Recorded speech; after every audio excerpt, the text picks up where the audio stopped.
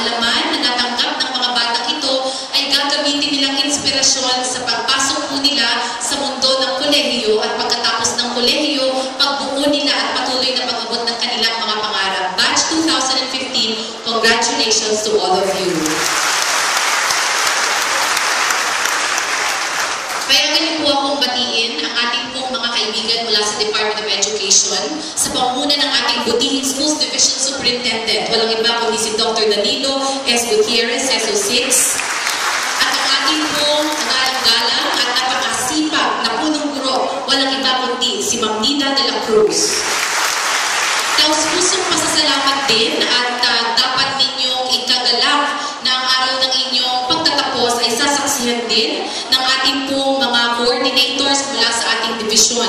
Sa pangunguna ni Dr. Daisy L. Matahap, Dr. Paz Kiringin, palakpakan po natin, Mr. Noel Balubal, ang ating pong English coordinator. So isang pasigabong palakpakan muli para sa kanilang lahat.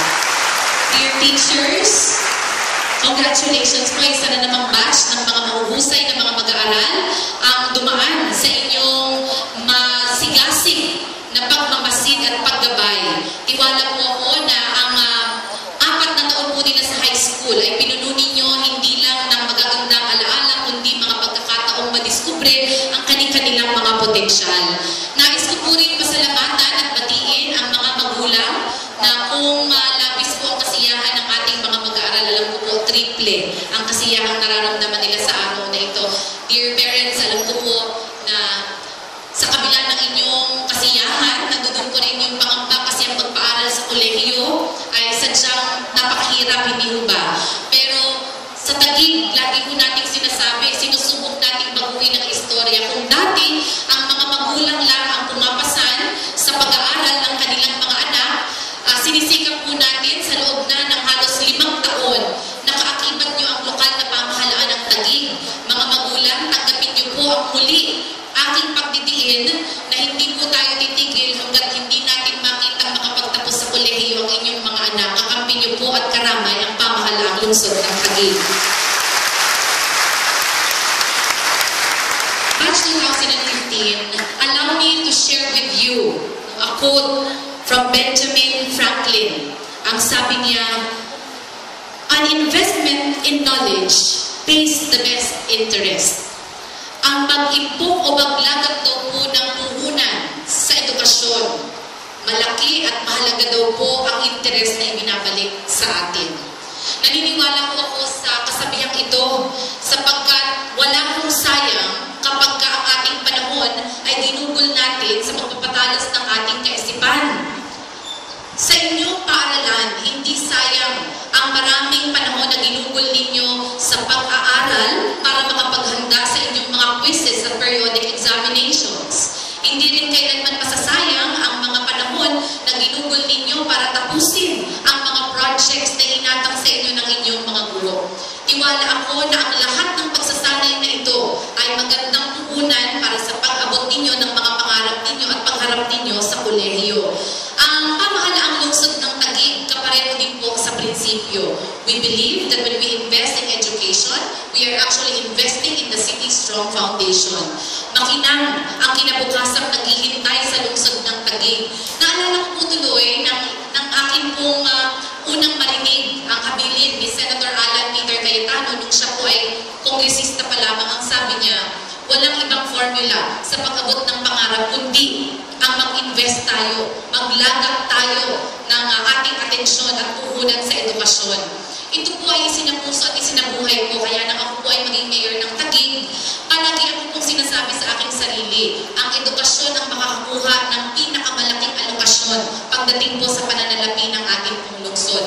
5 taon na po halos ang nakakaraan at hindi na po mabilang ang dami ng mga kabataang nakinabang sa ating scholarship program. Sana ay samantalahin niya ng mga kabataang nasa harap ko ngayon sapagkat katulad ng aking palaging sinasabi, hindi lang naman kayo ang nangangarap na kayo makapagtapos, hindi lang ang mga magulang at mga guro ninyo, pati ang lungsod ng Taguig ay nananalig na sa pagtatapos ninyo sa kolehiyo, nakasalalay ang mas maunlad at matatag na lungsod ng Taguig. I wish you all the very best. Patuloy kayong ipapanalangin ni Ate Lani Cayetano kasama ang mga kasamahan ko sa Public Service sa pangunguna ng ating Vice Mayor Ricardo Aling Cruz Jr. at mga konsehal ng bayan na kapiling din natin ngayon. Napaka-espesyal po ng araw na ito sapagkat hindi lang po mga konsehal mula sa unang distrito ang kapiling natin. Kapiling din po natin ang mga konsehal mula sa ikalawang distrito ng Taguig. Pasalamatan po natin ang kanilang presensya. But of course, kailangan ko pong i-acknowledge ang presensya ng ating pong konsehal, Konsehal Gamaliel Gami San Pedro, Konsehal Jimmy Labamba, Konsehal Carlito Ogalinola na nagdiriwang ng kanyang kaarawan ngayon, kasama tayong lahat. Konsehal Attorney Darwin Bernabe Ikan, Konsehal Ferdy Bro Santos, Konsehal Romel Ome Kanyang na nagdiriwang ng kaarawan niya naman kahapon. Nagpapasalamat din po ako sa presensya ng ating konsehal, Rodil Tigboy Marcelino. Binabanggit ko po ang ating mga kasamahan sa public service sapagkat alam ko po na sila man ay nangangarap na masilayan kayong lahat na makapagtapos sa kolehiyo. Mayroon lang akong ibabahagi bago ko tapusin yung aking talumpati ngayong araw na ito. Ito po yung 7 secrets of success. Napakadaling tandaan kasi miski kayo nasa bahay, sigurado ako maaalala ninyo. Kapag kayo tumingala at makikita ninyo yung ating bubong, subukan nyo mong tumingala at tingnan nyo yung bubong. O maaalala nyo ang sasabihin sa atin, aim high. Pakisabi nyo nga sa katabi nyo, aim high. Walang limit ang pangarap natin sa buhay. No? Pag tayo tumitingala at tinitingnan natin hindi lang yung bubong, kundi yung ating kalangitan, ganun din ang pangarap, libre kasi ang pangarap, hindi ba? Pero ang aking paalala, kalakip ng pangarap ay ang pagsusumikap. So siguraduhin ninyo na magkasama, palagi yan, hindi yan magkakahiwalay. Sumunod, sa inyong tahanan, mayroong electric fan, di ba? Pag nakita nyo yung electric fan, maaalala ninyo, sasabihin sa inyo yung electric fan, be cool. Sabihin nyo nga sa katabi nyo, be cool. Kasi, hinahamon ko kayong maging seryoso sa inyong pag-aaral, pero huwag nyo rin kalilimutan na ibalansi iyon. Kailangan ibalansi natin eh. Hindi lang po pwede na seryosong-seryoso tayo palagi sa buhay. Sino dito ang mayroong inclination sa arts? May passion sa arts? Meron ba? Sa music, mahilig tumugtog o mahilig kumanta. Sa sports, yan yung mga hinahanap nating pangbalanse. Hindi naman po pwedeng palaging seryoso lang sa pag-aaral. Kailangan hanapin ninyo ang mga bagay na babalanse sa inyong mga abilidad. Mag-aral lang mabuti, pero hanapin nyo rin yung mga bagay at sasabihin nyo sa inyong kapwa-estudyante, be cool. Thirdly, makakita kayo sa tahanan ninyo ng orasan. Maalala nyo sana that every minute, actually every second is precious. May kasabihan tayo, hindi ba? Time is gold. Hindi natin yan mababalik. Ang panahon ninyo bilang kabataan, minsan lang dadaan yan, lilipas yan.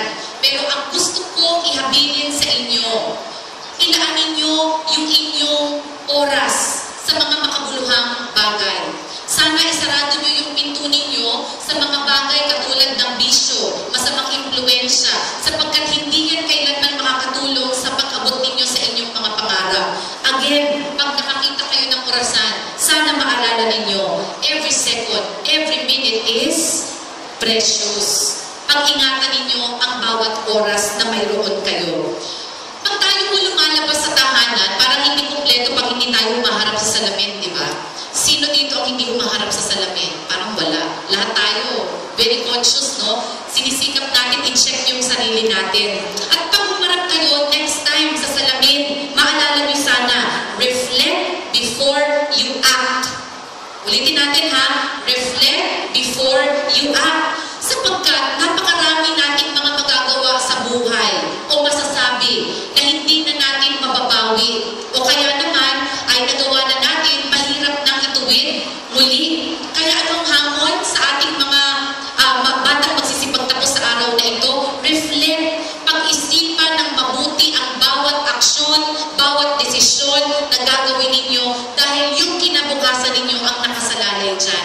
Para sa akin, walang ibang direksyon dapat ang tatahakin ninyo, kundi ang pagpasyahan ninyo na kayo ay magtuon ng inyong atensyon at panahon sa pag-aaral.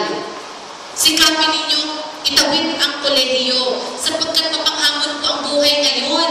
Graduate ka na ng 4 na taong kurso, mahirap pa rin umanap ng trabaho. Kaya kailangan seryosohin natin ang lahat ng panahon na tayo ay may matuto. Reflect before you act.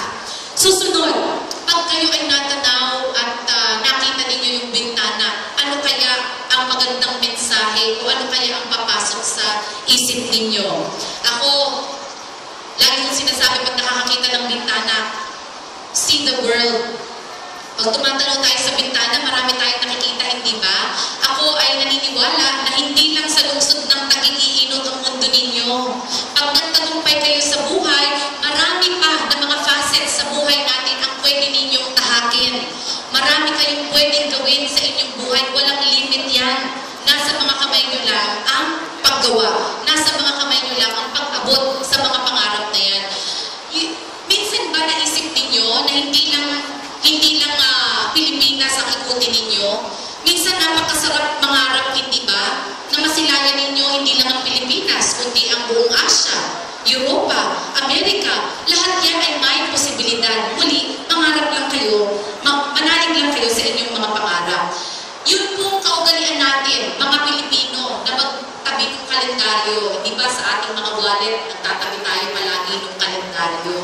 At kaugalian natin, Nobyembre pa lang, sinisikap na natin may kalendaryo na tayo para sa susunod na taon.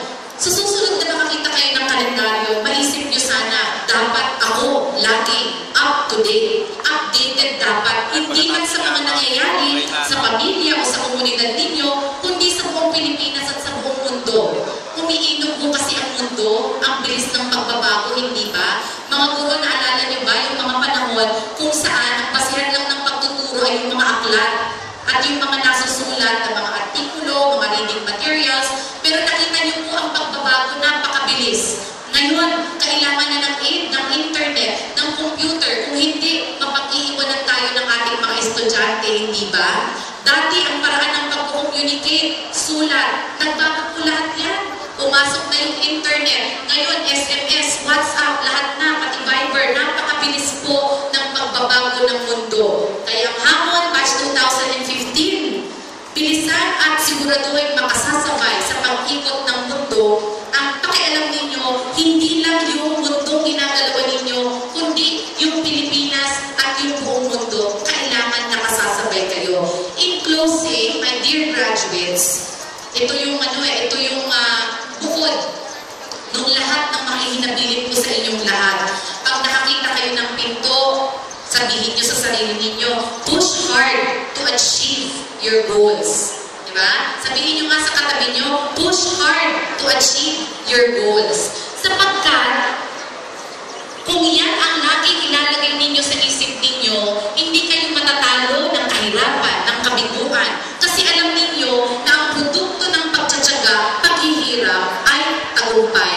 Mas matamis daw po ang tagumpay kapag po nakita at naranasan po natin ang mga paghamon at paghihirap sa buhay.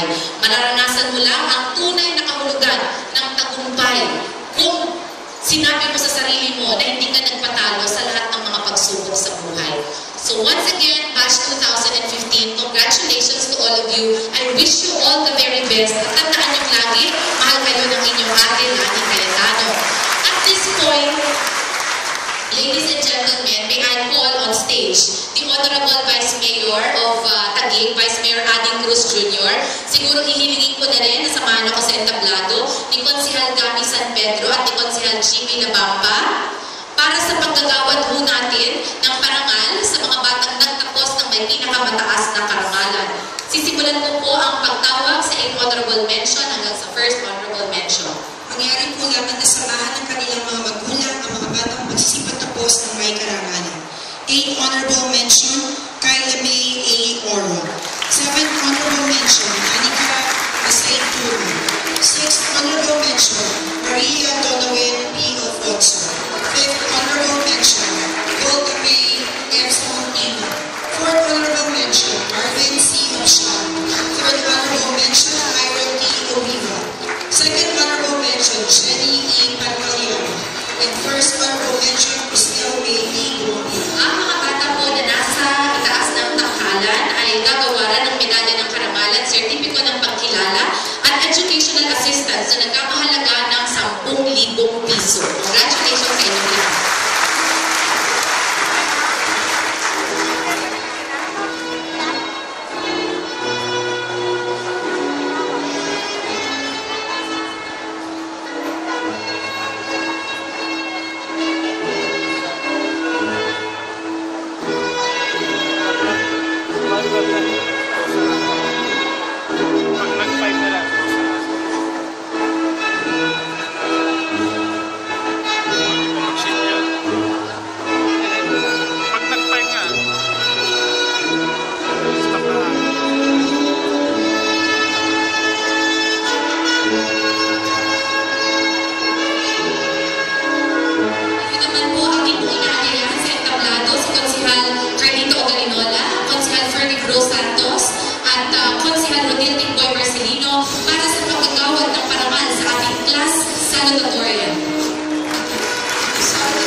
Jefferson R. Dizon. Ang ating pong class salutatorian ay gagawaran ng medalya